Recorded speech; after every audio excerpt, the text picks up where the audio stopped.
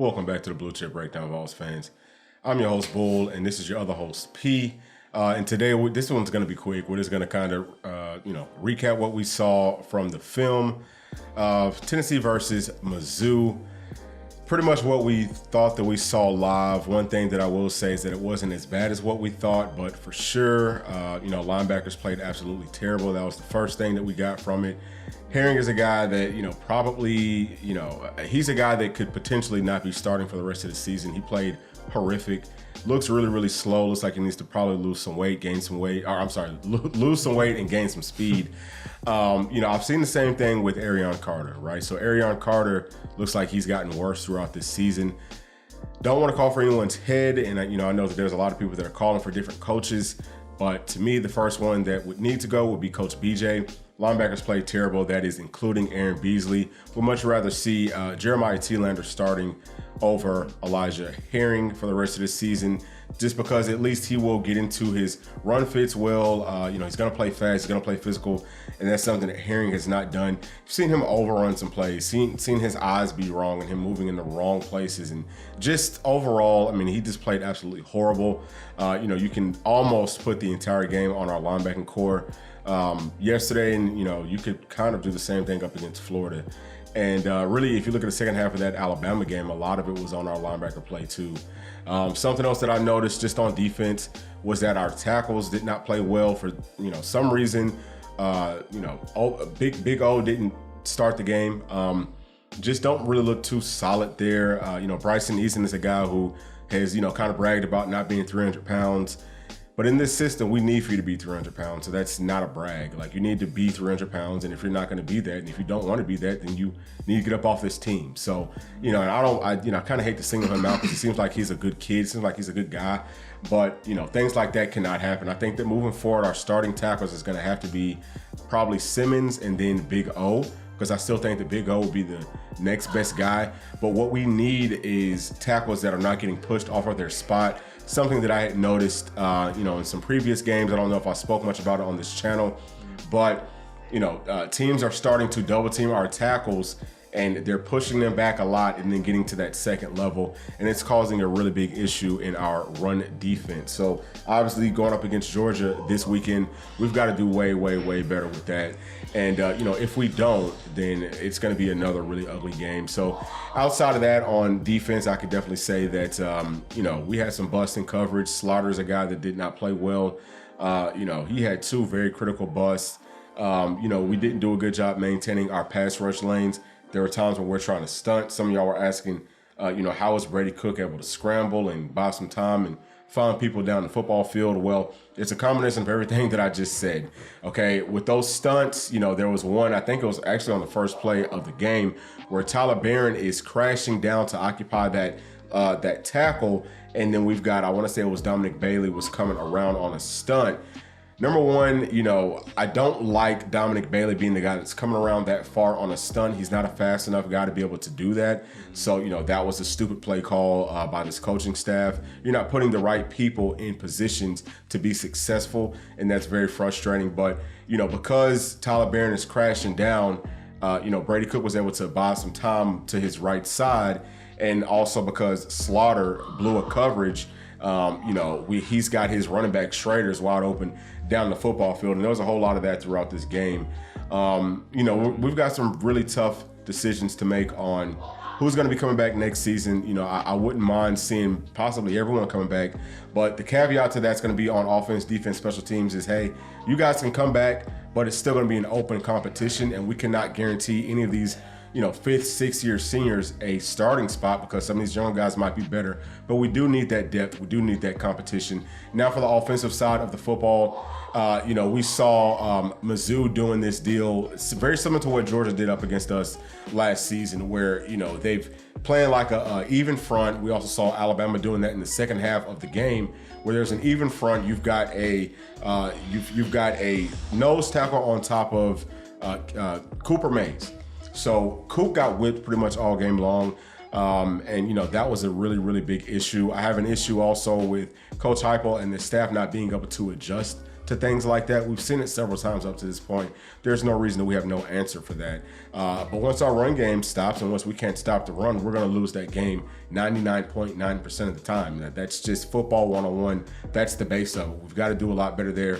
I think that we're good in pass protection. I think that Joe Milton was good. He wasn't stellar, but he did enough for us to be able to win. He's not the reason that we lost this game. There's a lot of people calling for his head.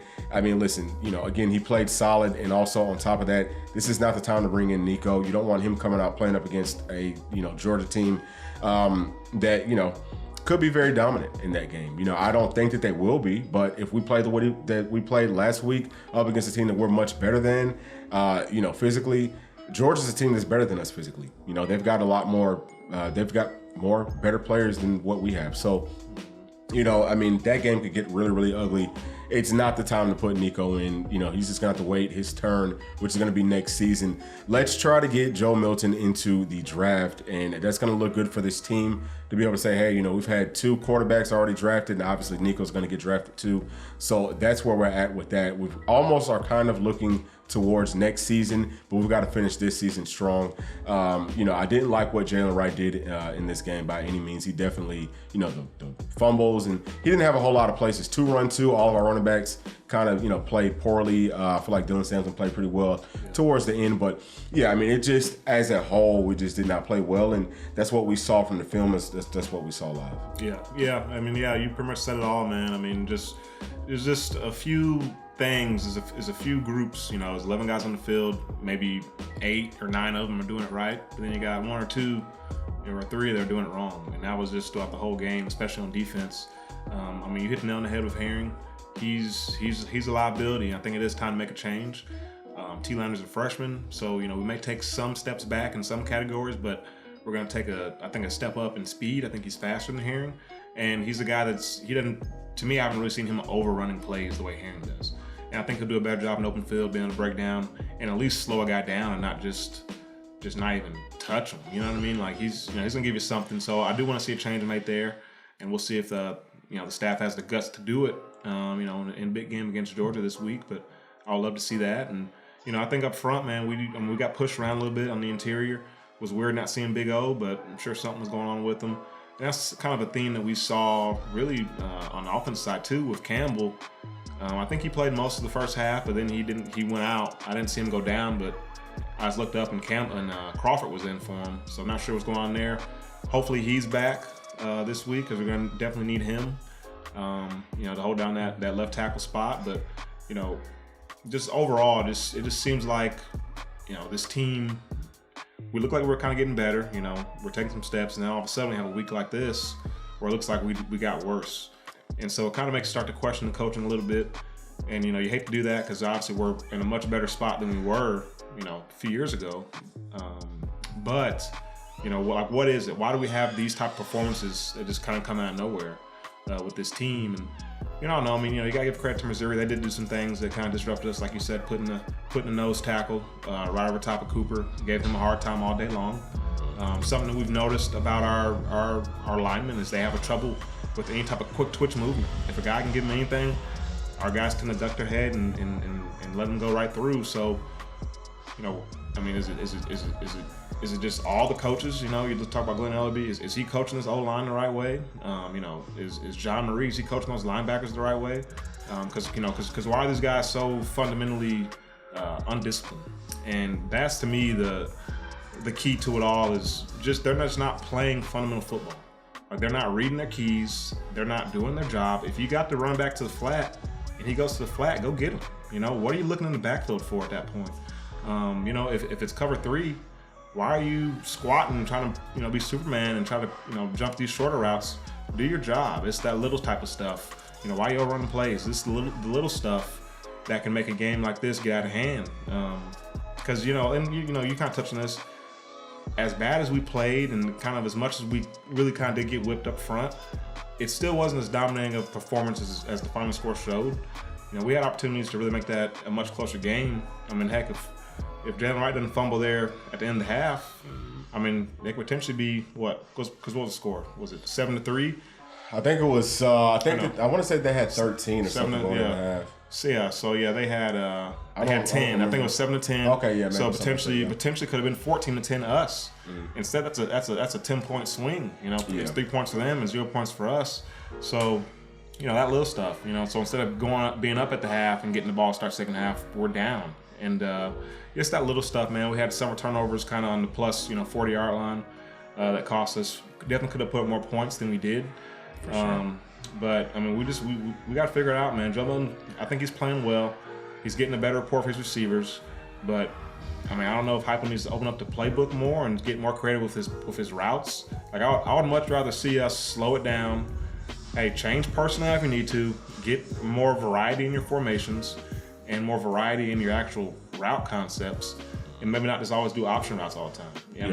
Or if you do option routes, maybe do different options instead of just a go or a hitch, or curl.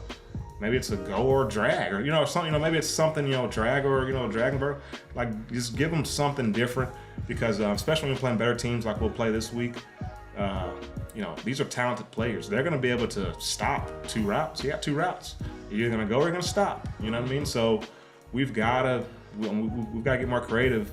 And I'm interested to see if Heupel, if he decides to kind of mix it up a little bit this week, because I think we're going to have to do something a little bit different than what we've done. Yeah, absolutely. I think that's an excellent point, P. I think that mostly this game has got to go to those coaches. Now, obviously we did not execute well. That's kind of what we're saying, but. Back to your point about Coach Heupel and his offense, I mean, we've got to open it up. We've got to, and not even just open it up, because I know people are always like, oh, well, the offense is more stagnant and they're not opening it up because they don't trust Joe. Well, maybe they don't trust our wide receivers to be able to win down the field, to be able to stretch the field vertically. So whenever you have a team like this, you still have to find ways to win. And I just don't feel like we've been doing that. Like, we've got to get a lot more creative. We've got to do more things, and we're not doing it. So hopefully this week we'll have some more wrinkles to our offense and to our game. And we'll have an answer for things, like an even front and thing. You know what I mean? Like, we'll have some answers for those types of things, which is something we've seen several times. So, we are, we're at some festivities. So sorry for the noise in the background. I'm gonna do my best to try to get it out here in post before I, post this thing. But we did want to get this out to y'all just because we had watched the film, and we're not gonna do any actual film breakdown just because nobody wants to rewatch this, and I don't think it's really necessary. We didn't have a whole lot of things to, I guess, really talk about, but we did want to kind of harp on what we did have to talk about.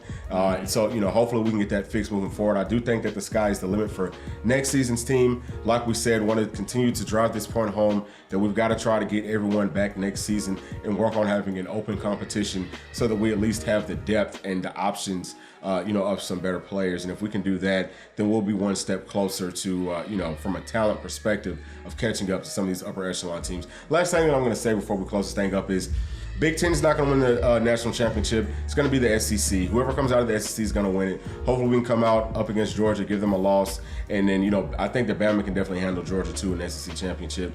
And, maybe they'll be able to knock them off. Georgia's the last team that I want to see get back into the playoffs, because if they get in, then they're going to win. Whoever gets in from the SEC is going to win it. There really is no competition.